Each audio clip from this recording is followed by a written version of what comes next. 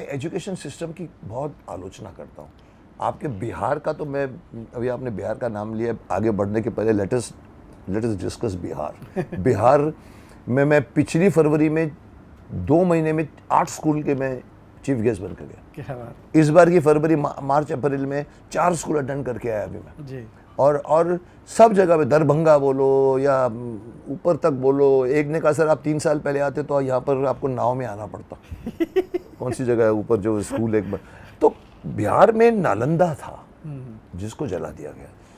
Education के मामले में बिहार बहुत था, पर आज जो एजुकेशन की पिक्चर हमको दिखाई गई है, मतलब मैं अपनी तरफ से नहीं बोलूँगा, मैंने पेपर में 3 साल पहले देखा था, एग्ज़ाम चलते हैं बच्चों के, एक बिल्डिंग की फ़ोटो डाली थी, बहुत वायरल हो गया था वो। उसमें सब लोग सीढ़ी लगा के इस खिड़की पे, उस खिड़की पे, इस खिड़की पे, उस खिड़की पे, यहाँ से लोग, उनके परिवार वाले, उनके दोस्त, वो चढ़ के जाते थे। वो बाथरूम से आते थे, बोलते थे ये सवाल ये बताइए थे, इसका जवाब है। और लेकिन साहब ऐसे लड़के पास हो गए तो फिर देश का क्या होगा।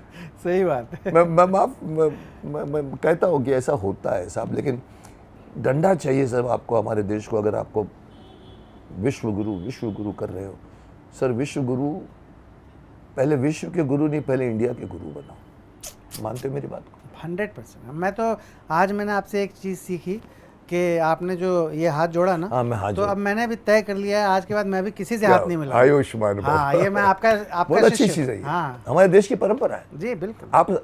आप उनको अगर आर्ग्यूमेंट में बोलो, राम ने कभी भरत से हाथ मिलाया था? नहीं रहा। दशरथ ने कभी राम से हाथ मिलाया था? नहीं ना। तो फिर तुम क्यों बोलते हो हेलो? ये ब्रिटिश सिस्टम है। बिल्कुल। गया तो गया, और यही करो। और ये हमारे, देखो हमारे हाथों में, ये मैं स्वार्थपन बोल रहा हूँ, अगर तुम भी पकड़ लो इसको, इसमें एनर्जी होती है जी। इसके तंतु बहुत संवेदनशील है। ये आप किसी को मिलाते हो तो या तो अपनी एनर्जी उसको देते हो या उसकी नेगेटिव या पॉजिटिव एनर्जी। सो कोरोना ने कहा दूर रहो, हम दूर हुए, कोरोना गया, हम फिर नजदीक आ गए। करेक्ट। पर मैं पकड़ के बैठ गया, मैं बदनाम भी हूँ। कई बार बोलता है सर गेस्ट को बुरा लगता होगा सर, वो हाथ आगे बढ़ाता है, आप उसको बोलते मैं हाथ नहीं मिलाता। मैंने कहा चुप, कोई बुरा नहीं लगता, वो समझ जाते। बिल्कुल। तो फिर वो कहानी मैंने आपकी रोक दी। फिर क्या हुआ, आप उसमें वाद विवाद में जीत गए? हाँ, जीत गया मैं। फिर मेरे पिताजी उपन्यासकार भी थे और कहानीकार भी थे, बड़े महान कवि थे। Really? हाँ, बहुत अच्छे। उनकी एक कविता की 2 पंक्तियाँ सुनाता हूँ पिताजी की। जो रात जा रही जाने दो, जो दिवस आ रहा आने दो। जो रात जा रही जाने दो, जो दिवस आ रहा आने दो। इस सुबह शाम के झगड़े को आपस में ही निपटाने दो। क्या बात। हम भूत भविष्यत वर्तमान तीनों कालों को बांधेंगे। हम भूत भविष्यत वर्तमान तीनों कालों को बांधेंगे। स्वर्णिम अतीत के तट पर से स्वर वर्तमान का साधेंगे। उज्जवल भविष्य का लक्ष्य भेद करने पौरुष का तीर चले।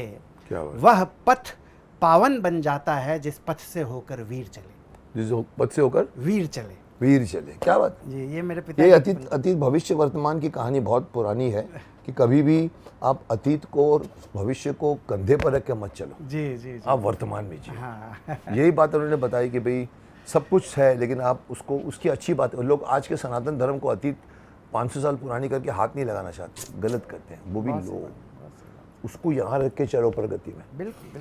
तो आप चले, आपके फादर कवि थे। हाँ, कवि थे और पैसा कमाने की कला उनको आती नहीं थी। हाँ, तो हम हर कलाकार के बारे में कहा जाता है कि सरस्वती जी होती है लक्ष्मी जी। तो आर्थिक कष्ट बहुत था। ओह, कई बार कितने तो भाई तुम? अकेला हूँ मैं, एक मेरी बहन है, बहन है। हाँ, तो कई बार तो यानी खाने की व्यवस्था नहीं रहती, लाले पड़ जाते थे। लेकिन फिर भी मेरे पिताजी इतने जुनूनी थे कि वो हर हफ्ते अपने घर में कवि गोष्ठी करते थे और बिहार के बड़े बड़े कवियों को बुलाते थे। और मेरी माँ से कहते थे कि पड़ोसी से 20 रुपए ले आओ, इनको चाय नाश्ता करवाना है। वो भी तो मेरी माँ उधार पड़ोसी से जाके पैसे लेके आती थी और उनके स्नैक्स का जुगाड़। अतिथि सत्कार। हाँ, अतिथि सत्कार। तो बड़ा विचित्र सा माहौल था। और मैं गायक भी हूँ, तो जो गीतकार कवि वहाँ आते थे तो मैं उनके गीत गाता भी था और बड़ा अच्छा माहौल रहता था। बचपन से ही तुमको अच्छा माहौल मिला? जी। साहित्यिक माहौल कला मंच मिल गया। जी।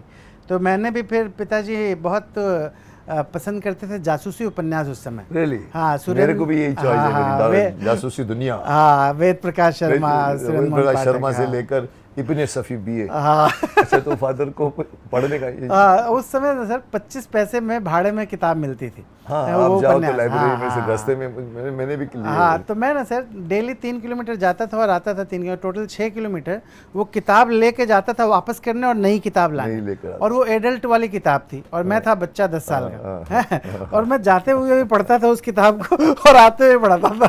नशा था and I was not supposed to read it. समझ अभी देखो, चंद्रकांता भी ऐसी चीज है उस जमाने की, देवकी नंदन खत्री की। वो कहते हैं कि मेरे फादर भी बोलते थे क्या भाई आज चीजें पढ़ते हो। हम लास्ट के कमरे में जाके बैठ के चंद्रकांता पूरी पढ़ के ली। उसमें एक नशा, देखो एक ज़माने में मुझे पढ़ाई का नशा था। मैंने चंद्रकांता पढ़ी, मैंने चंदा मामा पढ़ी। आप जैसे लोगों की तरह मैंने कलाकृतियाँ नहीं पढ़ी। अपना महाभारत पढ़ गया मैं पूरी।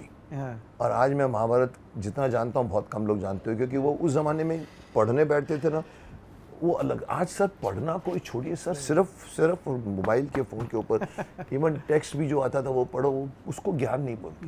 बहुत ही सैड सिचुएशन है आज की डेट में। और लाइब्रेरियाँ बंद हो गई। वो जिसके अंदर किताबें रखी जाती थी, फिर कैसेट्स आई, VHS आई, VHS के बाद DVDs आई, DVDs के बाद पता नहीं, अभी तो शायद DVD भी नहीं चाहिए। आप तो बैठे बैठे यूट्यूब से आप उसको डाउनलोड करो, फ्री माल है बस सब। सर दुनिया बदल गई है, लेकिन मैं उस इंसान को चाहता हूं जो दुनिया को बदले। जी जी जी। लोग कहते हैं सर ये आज के माहौल के लोग ऐसा चाहते हैं इसलिए हम ऐसा बनाते हैं। मैं बोलता हूँ नहीं साहब, वो लोग ऐसा पढ़ते हैं या देखते हैं क्योंकि आप उनको देते हो। सही बात। जिस दिन बंद कर दोगे नहीं देखेंगे। आप अपने को सोचो कि मुझे ये अश्लील चीज़ें देनी चाहिए कि नहीं देनी चाहिए। ये बहाना मत बनाओ कि वो लोग चाहते हैं। अरे वो लोग तो कैमरे भी चाहेंगे कि आप कैमरे दिखाओगे। कहीं ना कहीं हमको ज़माने को, मैं बोलता हूँ आप उनको वो दिखाओ जो आप दिखाना चाहते। आओ बैठो इधर। तो सब बहुत कम है, शक्तिमान कर सकता था ऐसा, लेकिन चलिए हम लोग थोड़ा सा अभी फॉर्मल पे आ जाते हैं। आपकी कुछ बातें मैंने मंगवाई है आपसे। CBI को कहा था कि इनके बारे में इंक्वायरी भेजो। थोड़ा सा मैं इंट्रोड्यूस भी कर दूंगा जो आप लोगों ने आज जो हमारे बीच शख्सियत हैं, कोई नाम नहीं प्रेरणा है। ये इंसान नाम नहीं है। इस अभी 5 मिनट की 10 मिनट की वार्तालाप में मैंने कहा कि इनकी ज़िंदगी मोटिवेशनल ज़िंदगी है। इन्होंने जिस तरह से डिस्क्राइब किया कि छोटी उम्र में ही बचपन नहीं जी पाए। आजकल के बच्चे भी बचपन नहीं जीते, सिर्फ मोबाइल फ़ोन में घुस के ख़त्म करते हैं। इन्होंने मेहनत करके बचपन को सीखा है। भले 10 साल की उम्र में 20 साल का काम किया होगा, क्योंकि ये खुद कहते हैं कि भी मेरे को बिज़नेस करना आ गया था 10 साल में। जो हमारे बचपन में हम भागते थे सुबह और रात को घर पे आते थे, खाना खाते थे दोपहर। तो ये मोटिवेशन वाले इंसान हैं